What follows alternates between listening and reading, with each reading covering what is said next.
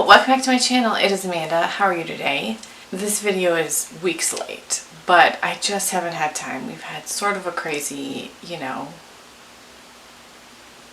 couple of weeks with my dog and, kind of stuff wrapping up at school and just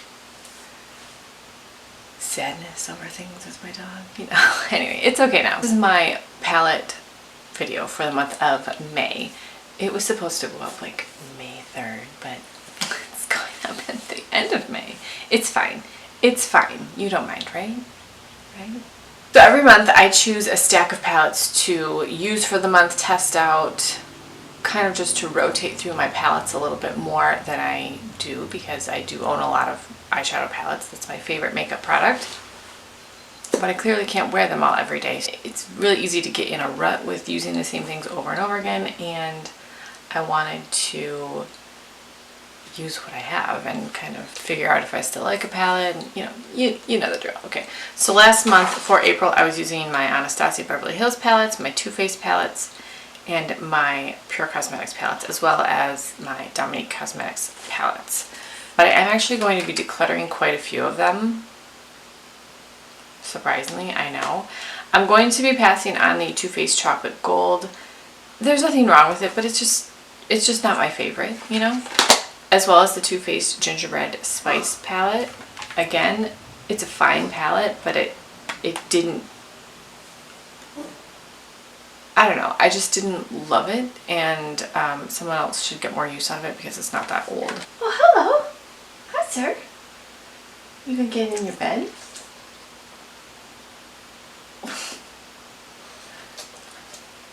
What's this little table down here? What does it say? I didn't approve this. The other palettes are the, I can't believe I'm even saying this. I might actually move this to like a keepsake part, sort of a makeup museum. This is the Master Palette by Mario by Anastasia Beverly Hills, and I don't know, I just was using it last month and I thought, I don't love this as much anymore. But for some reason this seems really special to me.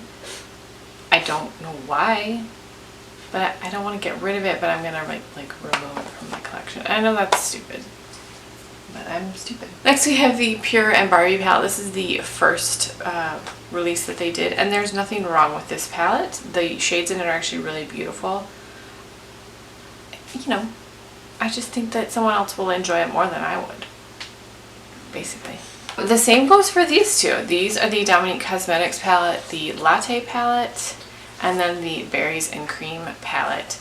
And the Latte palette is, very neutral, so this is just not exactly my color scheme.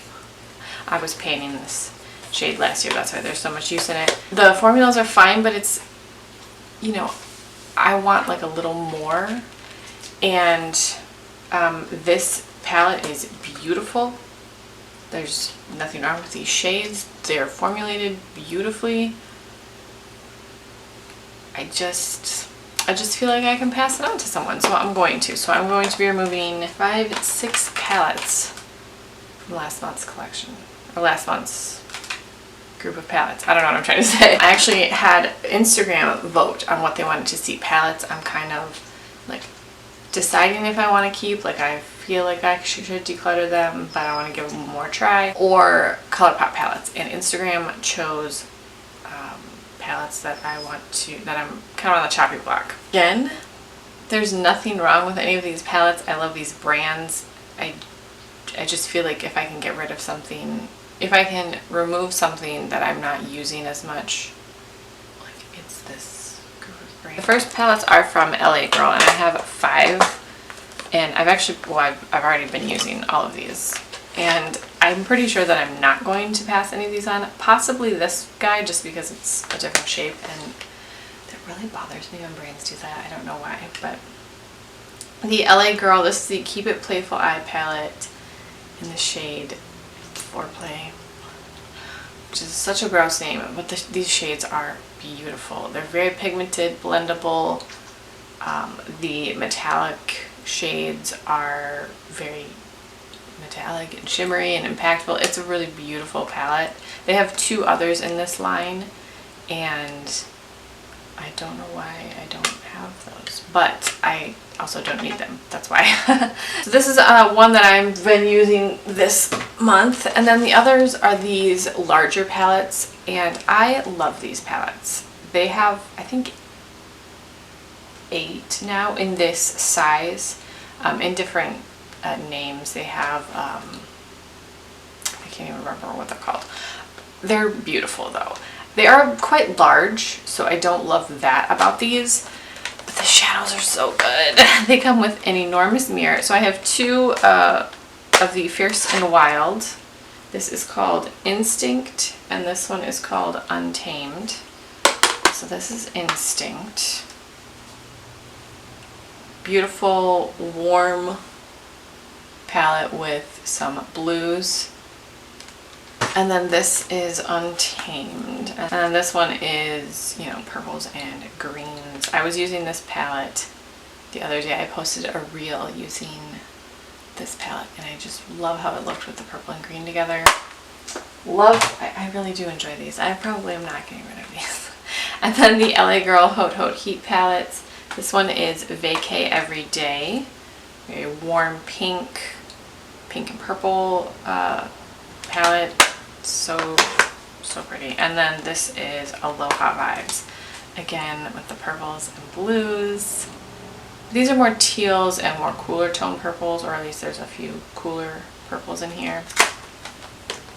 I can justify both of them.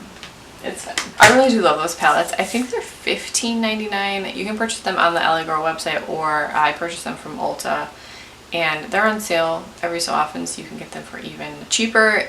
I think that they're great palettes. Every time I use one, I'm like, man, I forget how good this palette is. It's so good. So those are 4 that I'm testing out this month. The others are from Juvia's Place, and for some reason I love Juvia's Place shadows, but I just never reach for them. And I don't know why that is, because the shadows are fantastic. We have the Masquerade Mini palette. This is my first Juvia's Place palette, but I had the full size because I did not realize how large the regular size was. The mini is plenty. But these shades are, well, I haven't actually used this palette yet. My friend Heather sent this to me. The shades, I'm assuming, are the same from the large palette. The shades are so pigmented. It's crazy. Like this Dahlia shade, really beautiful. Zola, oh yeah. So this is one that I want to test out this month. And then we have the Saharan by Juvia's Place. This shade right here, I'm not going to pronounce it. I'll put it on the screen because I don't want to say it wrong, is my favorite shade. It's this beautiful green gold. It looks like liquid metal. It's beautiful. But I think at this point I probably have this in other shades. I love this Sokoto shade too, this really orangey red shade. It's really beautiful. I just don't reach for it though, other than that one shade. And then we have the Nomad palette by Juvia's Place. This is one that I actually just used for the first time like a week or so ago. And it's really pretty. But I just never reached for it, and I owned it forever. So that's the point of this, to use these palettes, figure out what I do want to keep and what I don't want to keep. That's the point. There's no point in keeping something if you don't love it, you know. Next we have one from Milani. This is the Gilded Coast palette. And this one I'm fairly certain I'll probably pass on. I don't love the Gilded formula from Milani.